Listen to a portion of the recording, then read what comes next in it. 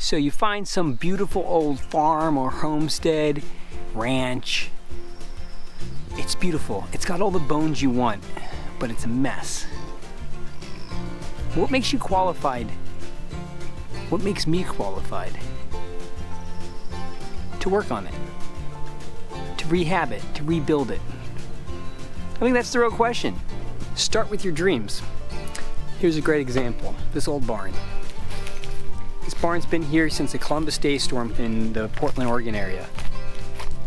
Herman had a barn right over there where the figs are. That's why the figs grow so good, because cow manure was seeped into that ground for years. And then when the storm blew that down, he built this one. This thing it's old. Kind of decrepit, to be quite honest. It's got tons of trash in it. Today I want to talk about having what it takes to rehab an old farm or homestead or ranch. It's not an easy challenge, it's a hard challenge.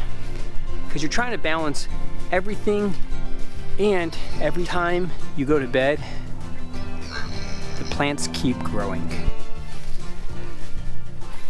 How do you do it? I don't know. I'm still trying to figure that out.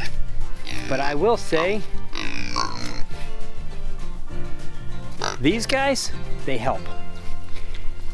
I think animals are your best friend when you're trying to do this, because while the plants grow, the animals grow. While the animals are growing, well, you're growing food. So you can have multiple things happen at the same time, the land being managed and food being grown. When we moved to the farm, within the first 9 months, we had started growing all our protein. All our protein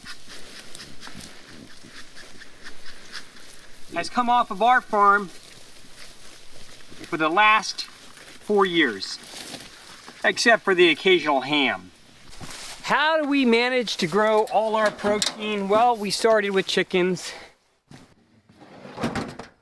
and then we realized they were easy enough, and we had already had some of our dairy goats going. And then we did turkeys, and then we started doing pigs. And then one day I just realized cows would be a great idea, so we started doing cows.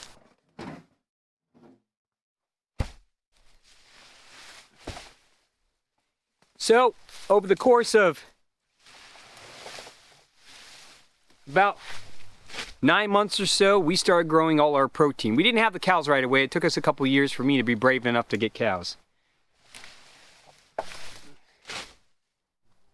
Now, we're doing our vegetables. We did it backwards. Why did we do it backwards? Well, because our family changed. What changed? We adopted another child, Christine, who's our avid gardener. She became our school teacher. So my gardener became my school teacher because the school system, well, you know. So now, I'm the gardener. And I'm trying to figure out, how do I supply vegetables to my family year round? I don't know that.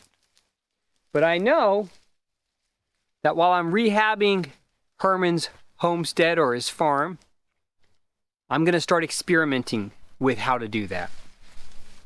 One of the reasons I started with protein before I started with gardens, personally, was because the protein was helping me do something around the farm that I couldn't do by myself, which is rebuild it. And what do I mean by rebuild it? Well, goats have an amazing way of teaching you where all the holes are in your fences. Pigs, they have an amazing way to teach you where the holes are underneath your fences.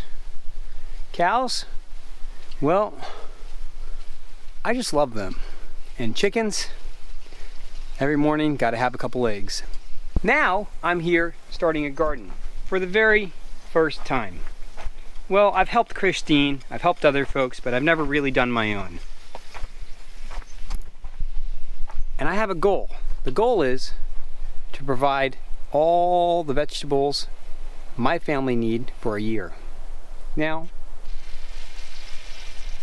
that doesn't have to do with rehabbing a farm, but it has to do with keeping a goal ahead of yourself So while you're doing all the hard work of rehabbing your farm, you don't lose sight of the end goal, which hopefully is to grow food. And when you have a homestead that is a mess, it can be really hard to take your eyes off of making it look perfect and to grow food. That's been a huge issue for me. I've spent a lot of time cleaning, and there's times that I miss growing. And you know what? My garden is an example of that. We thought we had everything lined up to have a perfect garden this year for the first time. We were going to have the perfect garden, and then the snow crushed our greenhouse. Which is okay. It's not the end of the world. We took it in stride. There has not been a truly easy day since we've moved to the farm. What gives you the ability to rebuild and rehab a homestead? Determination, that's it. You gotta be determined that even when you have an animal that you lose, a structure that gets crushed, a crop that fails, that you're not gonna quit. You need real grit. How do you get that grit? One failure at a time. I've failed so many times, I can't even remember all my failures. I've failed animals. I've failed plants. I've cut the wrong tree down quite a few times by accident. I think one of the hardest things was when Colette's horse killed itself by accident. That made me want to quit. And the reason it made me want to quit was not because her horse died. It was having to look into her eyes and know that there was nothing I could do to bring her horse back. There was nothing I could do to fix the situation. It was done. There's no undo. There's no rebooting. The finality of it was brutal.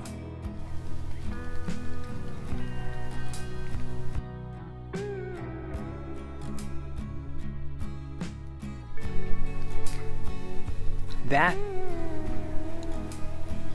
builds grit in you. And it's not a grit that you're happy about. It's not a grit that you're pleased to know or feel or have. But over time, it makes you tough. And that toughness is what will eventually allow you to take something and rebuild it. If you think you have the grit to rehab an old homestead or a farm, do it. Because you probably have it. And the only thing that is stopping you is fear. And you know that old saying, the only thing to fear is fear itself. In this day and age, I think a lot of us live with fear. Fear of everything around us, fear of failure, because we don't want to be known as that person who failed. Well, you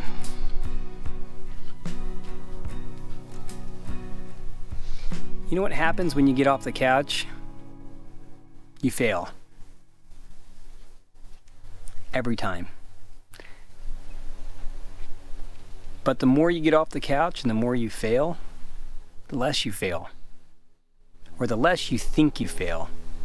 Because you see your successes as being so much more valuable than your failures.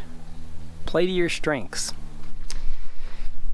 Rehabbing a homestead is all about playing to your strengths. You know, I got limited time, so I've figured out how to use animals. But let's say you have limited time and money. Now you really have to use animals.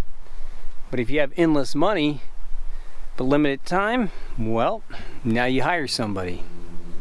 But if you have endless time and no money, well, you do it a little bit at a time by hand. That's what Herman did up here. Herman didn't have a ton of money. He had a lot of time. And he did have some cheap workers at a few points in his life. So he built a good portion of this place just with pure, unadulterated blood, sweat, and tears. And now we are coming through and we're rebuilding it. And it's nothing against him. But like many old homesteaders and farmers, it's hard to let go. It's hard to know when to pass it on to the next generation. I mean, let it go as in like ask for help, lease it out. But hopefully they can enjoy, like Herman does, seeing us do some of the work around here. So rebuilding and rehabbing. Why do I say I couldn't do it alone and I would need goats or pigs or livestock? Well, because here's a good example. If I want to get in here and run a mower, I have no idea what's in here. Now, I've had the goats in here in the past. I generally know what's in here, but I don't know where all the stumps are at. I would never bring my tractor in here with a brush hog because there's just still too much stuff in here that I don't know where it's at. So why do I say that I would need goats to rehab this farm, or pigs or something? Well, because they're going to eat everything down in an area, and they're going to give me vision and give me the ability to see and to analyze and to adjust what I'm going to do in an area. Without that vision, there's no way for me to know that what was 16 feet of blackberry bramble could be a beautiful pasture. Or,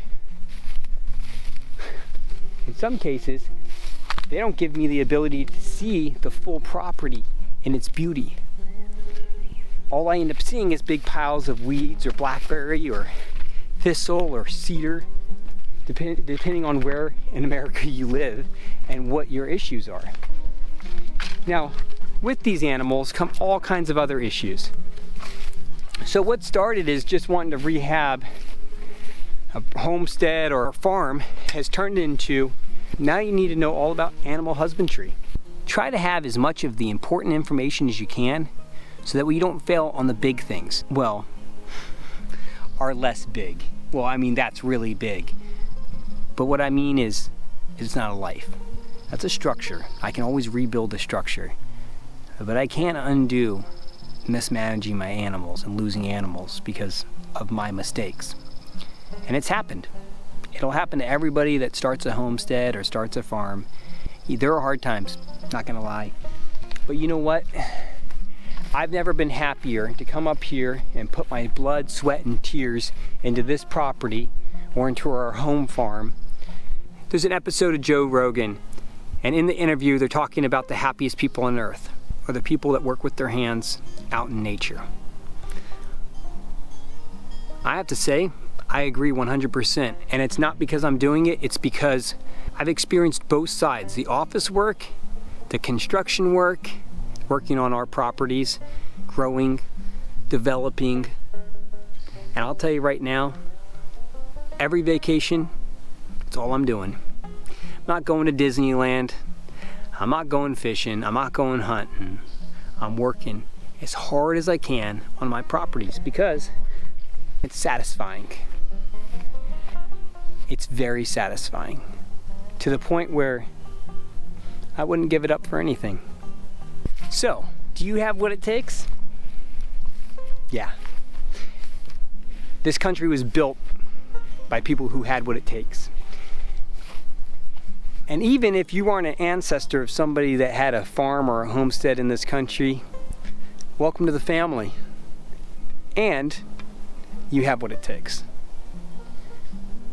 It can be 1 acre, it can be a half an acre, it can be a quarter an acre, it can be 300 acres or 1,000 acres. Put your heart into it, love it, enjoy it. And no, you're not alone. You can always ask somebody. Sometimes the folks that you don't think you can ask are the ones that want to answer your questions. Like the old farmer down the road. All right, have a good one.